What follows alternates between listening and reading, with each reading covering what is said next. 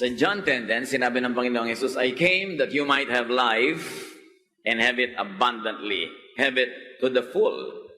So ang gusto ng Panginoon talaga para sa kanyang mga anak ay isang buhay na makabuluhan, masaya, maligaya, punong-puno ng mga kasiyahan.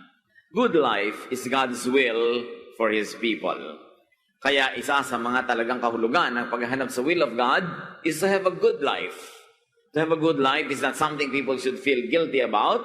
In fact, it is a high act of worship because it is God's will for us. 10 steps to a good life. 10 mga hakbang para ang buhay natin ay lalong mapabuti at sa ating matamasa ang lahat ng magagandang pagpapalang inilaan ng Panginoon para sa atin. Salamat, Panginoon, dahil ito po ang gusto niyo para sa amin, a good life. Teach us. Teach us how to maximize the goodness, your goodness in our lives. Lead us, Father. As we gather before you, may you forgive us our sins, cleanse us, enable us to understand your message. Lead us. Be our speaker. In the name of Jesus, we pray with thanksgiving. Amen. Pag may sinabi natin a good life, we should minimize disadvantages, especially sickness. We should maximize the advantages, especially health, and do the most good. That should be a life well lived. Eat sensibly. Isang step natin to a good life, kailangan matalino tayo sa pagkain. Because you are what you eat. Kahit ano ang ilagay natin sa loob ng ating bibig, nguyain at lunukin, magiging bahagi ng ating katawan, ng ating kalusugan, o magiging sanhi ng ating sakit. When to eat is very important. Ecclesiastes 10:17, blessed is the land whose king is of noble birth, and whose princes eat at a proper time for strength. So hindi kain na lang ng kain kahit kailan na lang merong tamang oras. At yung mga nag-aaral ng metabolism ng katawan ng tao, sinasabi talagang dapat merong regular time to eat. Whenever possible. And what do we eat? Sa kasimula pa lang, sabi sa Genesis 1:29, then God said, I give you every seed-bearing plant on the face of the whole earth, and every tree that has fruit with seed in it. They will be yours for food.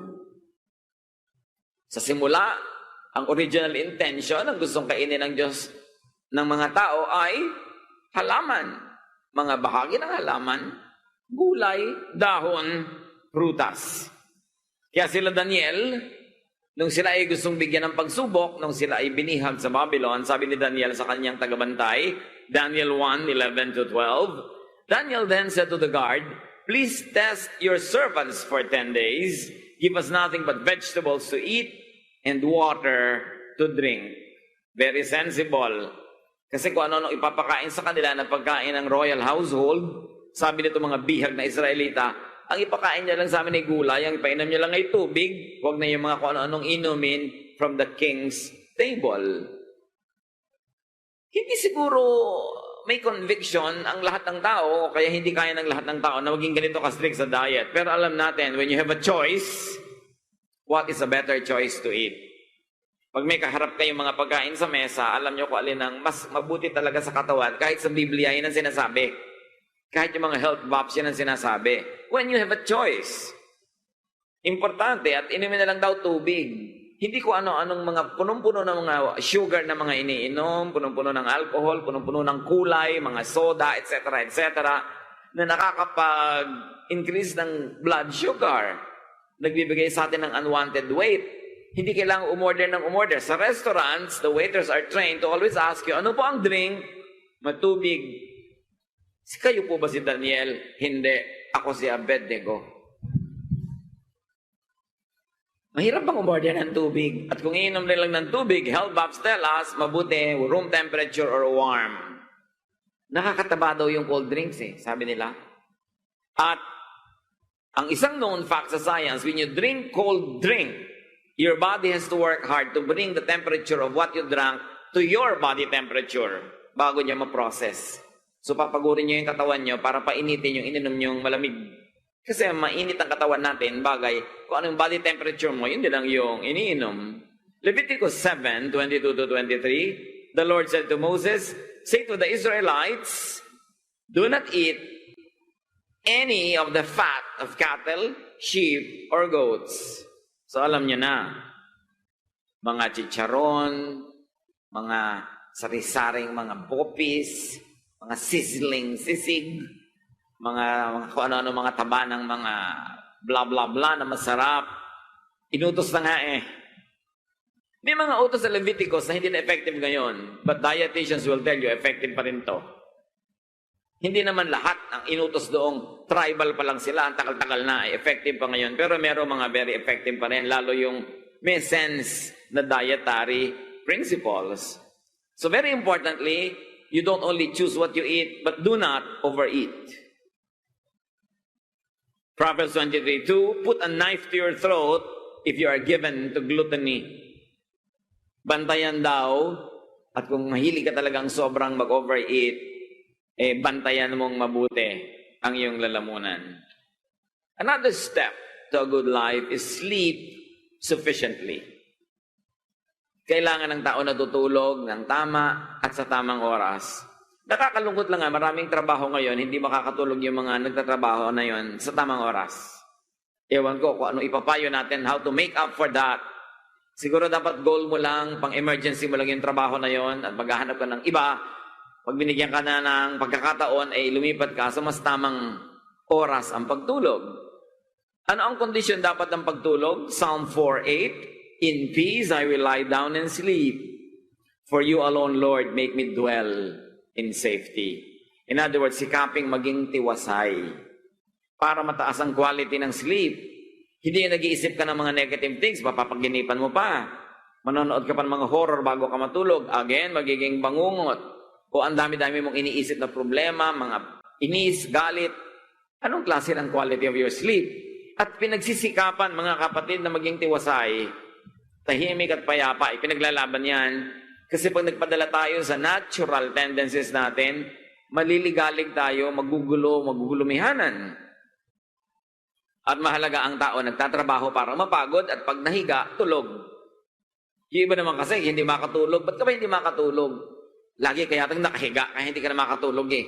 Sumobra na. Ecclesiastes 5:12, the sleep of a laborer is sweet, whether they eat little or much. But as for the rich, their abundance permits them no sleep. Siyempre, exaggerated tong point na to. May mga rich din naman na masarap matulog. Ang ibig sabihin lang, pag dumadami ang iyong alalahanin, dumadami ang iyong mga negosyo, dumadami ang iyong mga pinagkakaabalahan, mas mahirap matulog ng payapa. Kaya sikapin na ang hawakan mo lang sa buhay ay yung kaya mong itulog.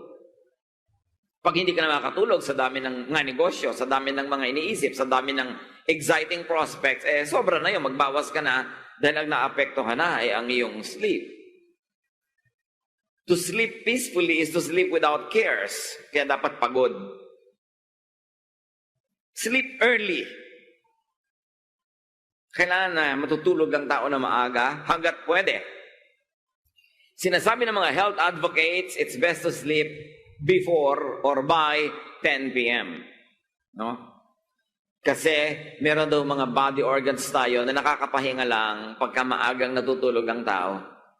At pag hindi ka nakatulog sa ganung oras, hindi nakapahinga yung body organ mo yan that night. Bukas na uli siya may chance bumawi. Kung nagpuyat ka na naman. Kaya napapansin nyo, ang mga lagi nagpupuyat, malakas tumanda. Mabilis pumangit ang pagpupuyat. Kasi talagang hinahanap ng katawan ng tulog at tulog na nasa tamang oras. Sleep early, but do not oversleep. Pagka lagi kang tulog ng tulog, lagi ka rin aantukin. Cyclical. Proverbs 20:13, do not love sleep or you will grow poor. Stay awake and you will have food to spare. So hindi yung lagi nakatungangan, nakatihaya, tulog ng tulog, hindi kumikita, tapos gastos ng gastos, tapos kain ng kain. Ano mangyayari sa iyo sa buhay? Kaya kailangan enough sleep, enough work. How else do you have a good life? Think creatively. Kailangan quality ang ating iniisip, quality ang ating trabaho, quality ang mga ginagawa. Proverbs 22:29, do you see someone skilled in their work? They will serve before kings. They will not serve before officials of low rank.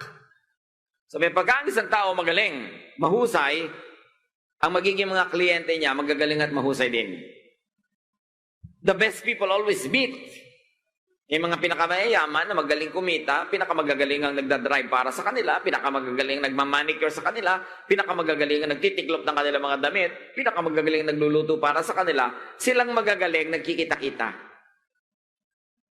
So, galingan ng pag-iisip, taasan ang quality ng trabaho para you will fly with eagles. Kasi kahit naman super yaman, super sikat, kailangan din niya ng halimbawa ay magmamasahe sa kanya. So, siyempre, alam mo magmasahe sa kanya yung pangit gumawa. Siyempre, magaling din. Sila-sila rin ang magkikita-kita. Importante yon. Ngayon, kung nagkataon na, nakasama ka na sa magagaling, natanggal ka pa, well, you know why.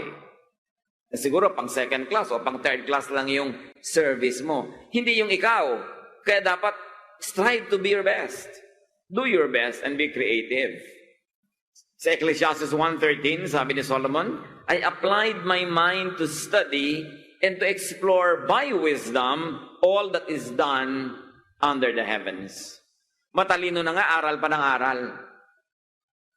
Yung iba naman, hindi na nga katalinuhan, allergic pang mag-aral. Kukunti na nga ang alam, tinuturoan mo ng konti, nosebleed ako, ayaw na. Ang bilis-bilis sumuko. Kaya hindi nadadagdagan ng alam, hindi tumataas ang quality ng trabaho, tapos magtataka, hindi siya umaasenso sa buhay. Be creative, but do not overthink. Huwag din namang sobrang mag-isip. Do not overthink. Yung iba sobrang mag-isip, wala nang kapayapaan sa buhay. Never overthink. Have your rest for your mind. Sabi ng Philippians 4:6, do not be anxious about anything. Pag-isipan mo, pero huwag sobra. Pag panahon na matulog, iwan mo nang iniisip mo, it's a matter of discipline. At maraming mga hiwaga ang buhay, nahayaan nyo na lang manatiling hiwaga. Kaiisip mo, hindi mo rin naman maisip. Sabi sa Ecclesiastes 12:12, much study wearies the body. Nakakatuyo ng katawan, nakakatigang, nakakapagod ang sobrang pag-iisip at pag-aaral. And sometimes it is best applied in things that pertain to God. Sometimes the best theology is silence. Maraming mga bagay na hindi abot ng isip ng tao. Meron namang abot, yun ang abotin, pero yung mga hindi maabot, huwag nang pagpilitan. Leave it to God's mystery. Hindi naman kaya talagang lutasin ng tao ang lahat ng tanong niya tungkol sa Diyos. Kaya mapapagod ka lang, kuminsan hihina lang yung pananalig, baka kagulo ka lang sa iba. Kung ayaw mong tingilan ng kaiisip ang lahat ng kabusisian mo na gusto mong maintindihan tungkol sa Diyos. How can a finite mind totally comprehend an infinite God? Imposible. Kaya meron tayong inaalam, yung kayang alamin, at merong ipinapasa Diyos na lang. Lalo yung mga issues na parang walang definite na sagot o maraming sagot at hindi mo malaman kung alin ang pipiliin mong sagot, hayaan mo lang na nandun yun. Hindi mo kailangang solven ang lahat ng bagay. Another step to a good life is to work patiently. While you think and work creatively, you also have to work patiently. Malaki ang pagtitiyaga na kailangan para makapagtrabaho at kumita at para umasenso. Proverbs 14:23, all hard work brings a profit, but mere talk leads only to poverty. Pagka daldal lang ng daldal, walang kita doon. Pero sabi, basta pinaghirapan mo, makakatiya ka, may kikitain ka dyan. Kundi man agad-agad, nagkakaroon ka ng economic foundation, nakaka-create ka ng image, and sa mga business, nagkakaroon ka ng mga contacts, may bunga ang mabuting pagtatanim. Proverbs 12:24, diligent hands will rule, but laziness ends in forced labor. Marami nagre-reklamo. Bakit yung mga dating mahihirap, sila na ngayon ang mayaman? Sila na ngayon ang mga amo, palibasa masisipag. Wala namang biglang yayaman ang hindi masipag. Liban na lang nagsugal at biglang nanalo, pero na-maintain ba naman nila yon? Yung napanalunan. Huwag kainggitan yung nakikita nating ginhawa ng mayayaman. Balikan, sundan ang landas na tinahak nila kung paano sila nakarating doon. Kung ano mga hirap ang kanilang mga dinanas at anong pagtsatsaga ang kanilang dinaanan. Pagka talaga masipag ka, magiging ending ikaw ang amo.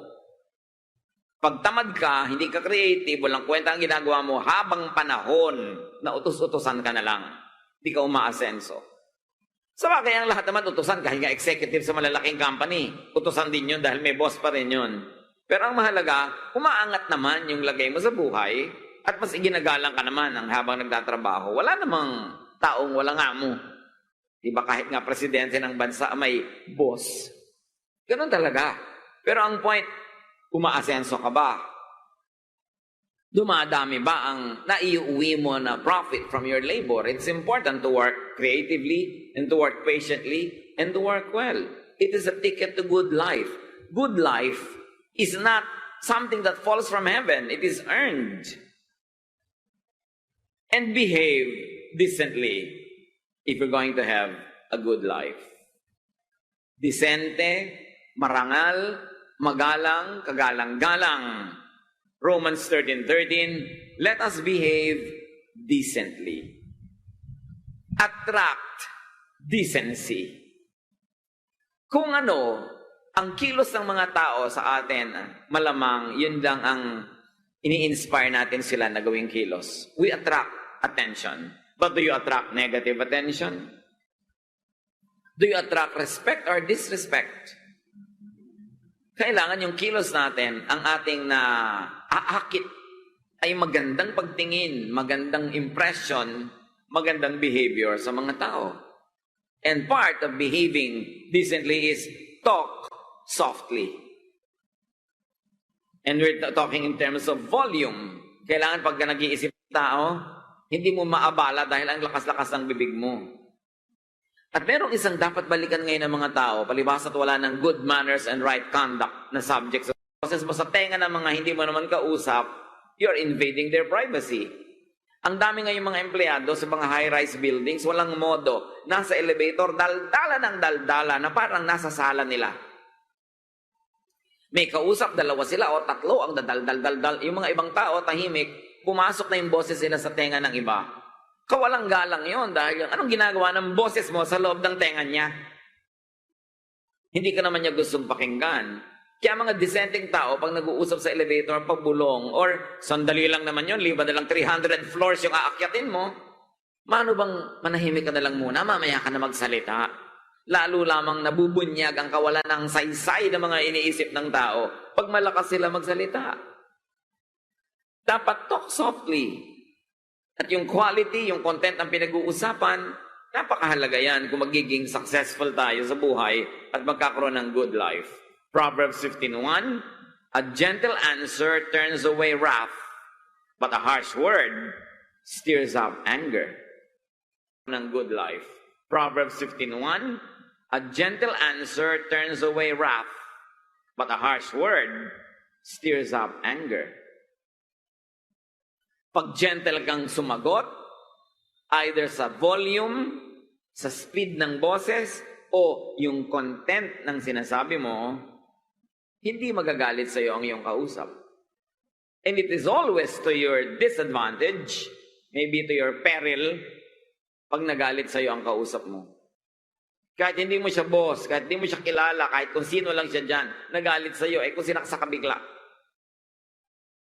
Kung may ginawang masama sa'yo o pinagbalakan ka, huwag ka manggagalit ng tao. At pinakamabilis manggalit ng tao ay mga sakit na sa salita, mga masasakit na salita. Yung nakaka-insulto, yung nakaka-challenge. So, a gentle answer turns away wrath. You will have a good life, you must know how to have a gentle answer, even to harsh questions. Do not return evil for evil. Hindi mo kailangang patulan ng mga tao kung wala silang modo, kung sila magaspang. Hindi mo rin kailangang maging katulad nila. Lalong-lalot may pinapahalagahan kang buhay, pangarap, plano. Ipoprotect mo yun na bigla na lang na nalagot ang buhay mo dahil nakipag-away ka sa walang kakwenta-kwentang bagay.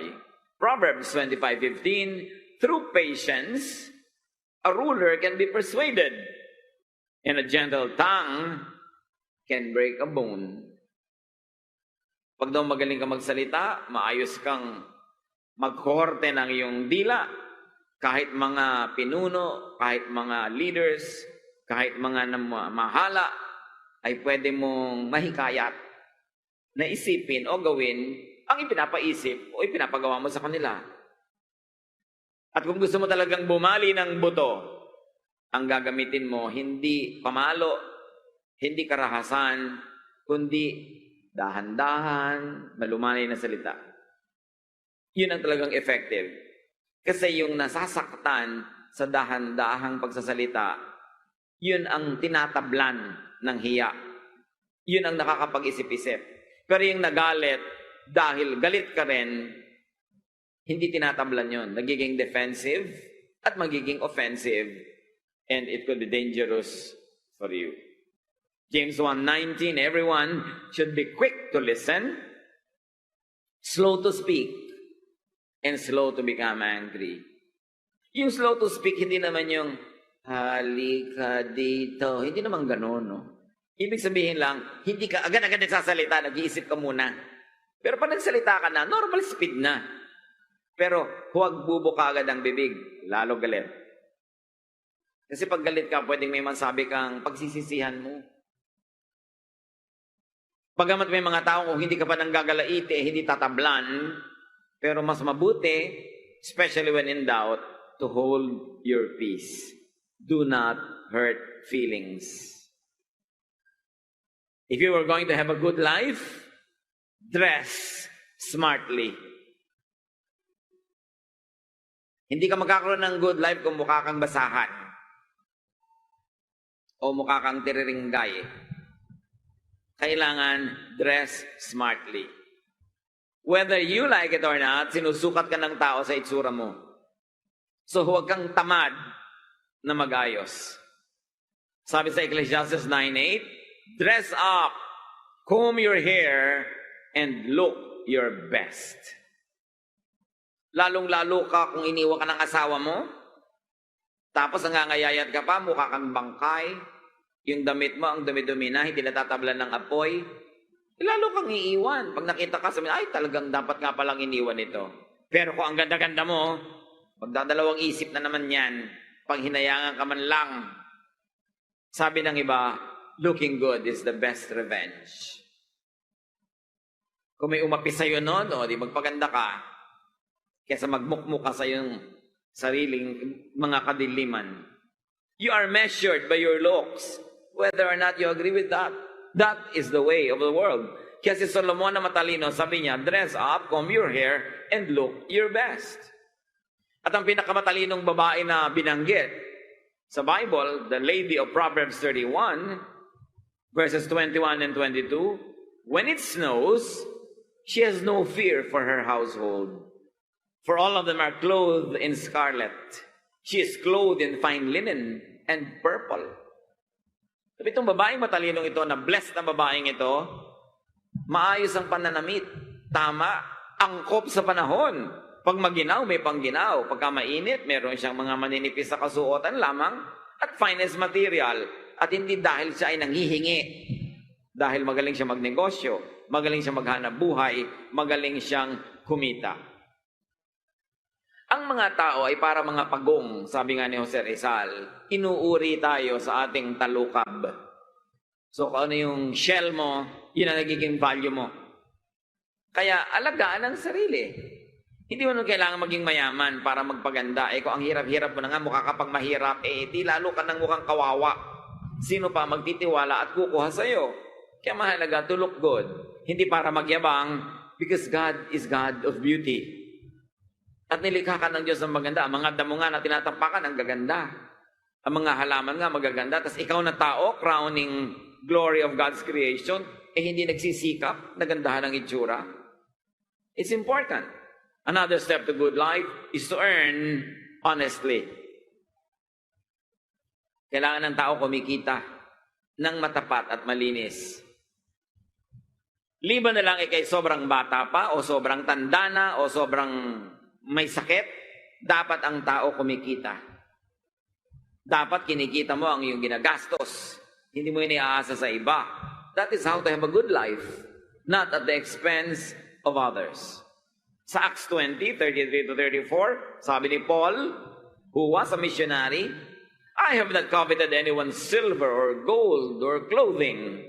You yourselves know that these hands of mine have supplied my own needs and the needs of my companions. Bagamat ang mga lingkod ng Diyos ay entitled to the support of the people that they serve, sabi ni Pablo, bagamat entitled ako dyan, nagtrabaho pa rin ako. Pinaghirapan ko pa rin at kinikita ang ginagastos ko at ng aking mga kasamahan. Siya na nga na entitled na sa support ng mga tao, nagtatrabaho pa. Ano pa yung iba? Proverbs 13:11, dishonest money dwindles away, but whoever gathers money little by little makes it grow. So yung mga biglang yaman na mali ang paraan, easy money, nawawala din agad. Pero pag pinaghihirapan mo, buong ayos mong ipinupundar ang iyong kabuhayan, magtatagal yon. Kasi yung pinaghihirapang income, minamahal, pinagmamalasakitan. Pero yung easy money, tinatapon din ng ganun-ganun lang. Kasi napakadali namang kitain. Very importantly, earn more than you need. Dapat ang tao kumikita para sa kanyang pangangailangan. Again, liban na lang kung sobrang bata pa, sobrang matanda na, sobrang may sakit, or inaalat lang sa mga panakanakang panahon.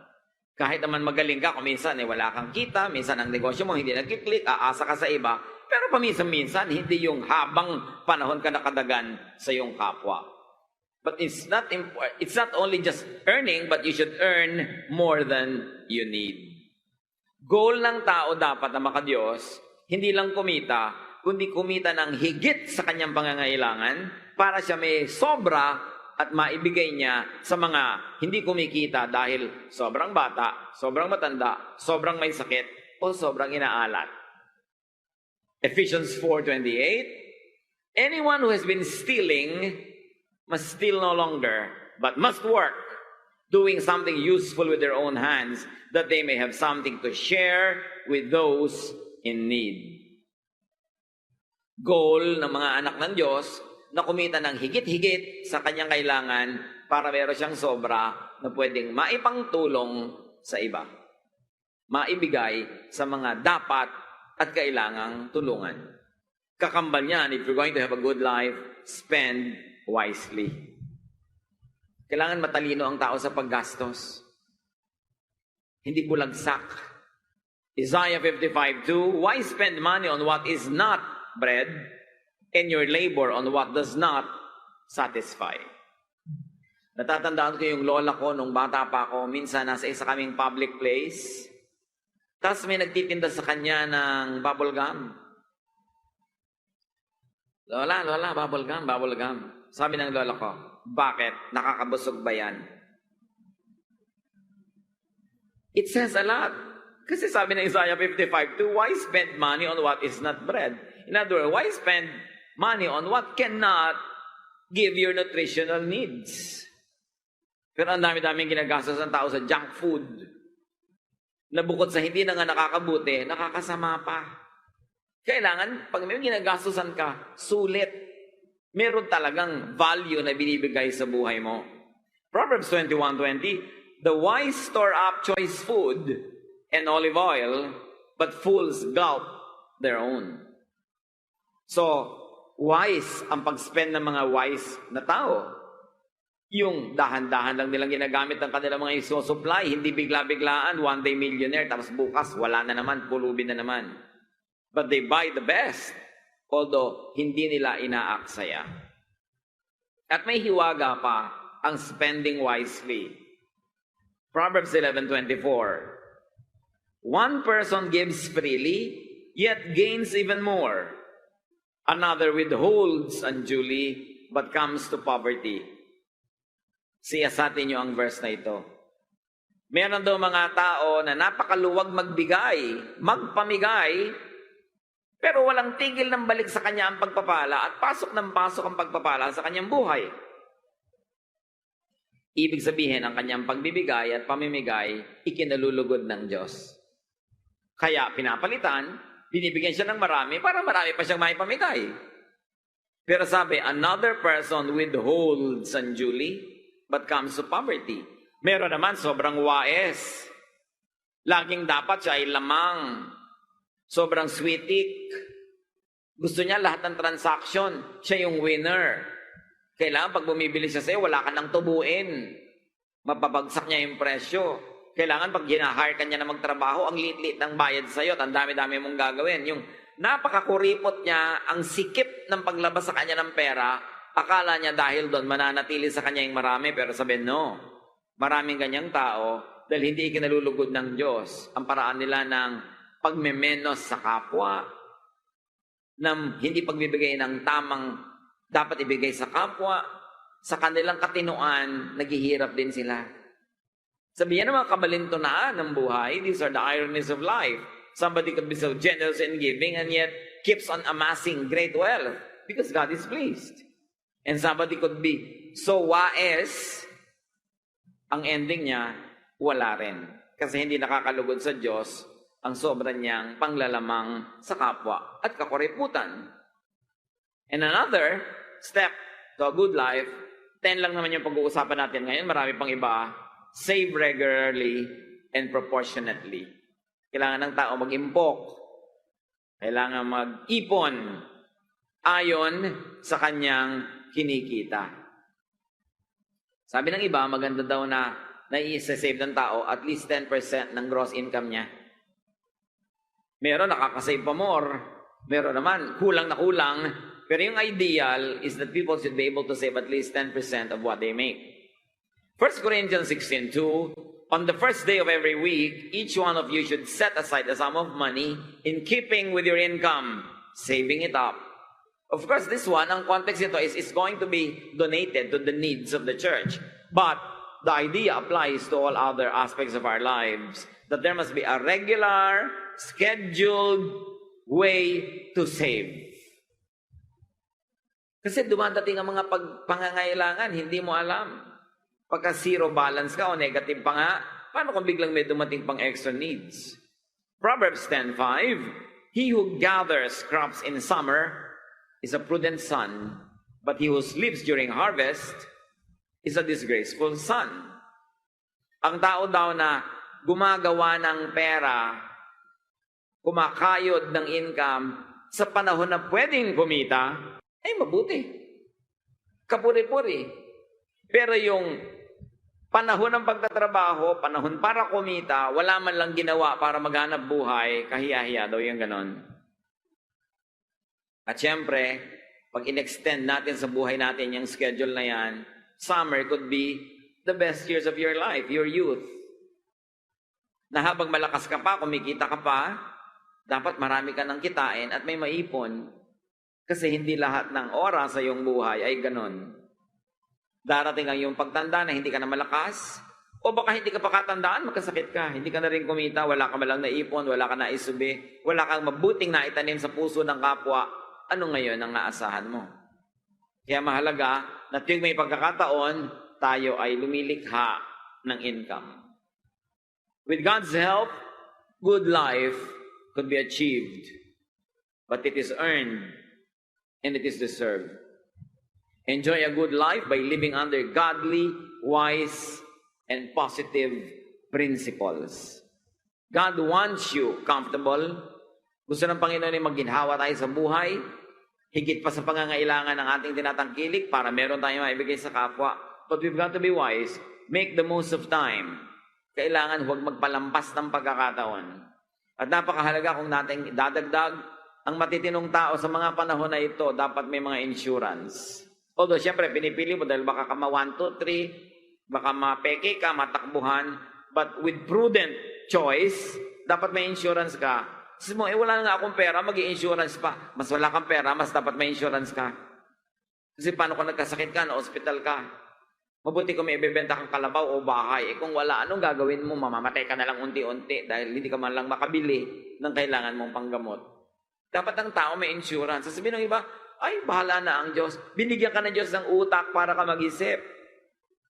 Kasi maraming godly people na walang insurance, nagkakasakit din at namamatay sa sakit. Hindi naman sila pinaghihimalaan Kailangan mag-isip ka. At yun ang himala na yung utak na ibinigay sa ng Diyos, ginamit mo para sa panahon na pwede kang magsikhay, pwede kang kumuha ng insurance, kinukuha mo na para pag dumating ang panahon na kailangan mo, meron. But remember, kailangan matalino ka sa pagpili kasi maraming fly-by-night.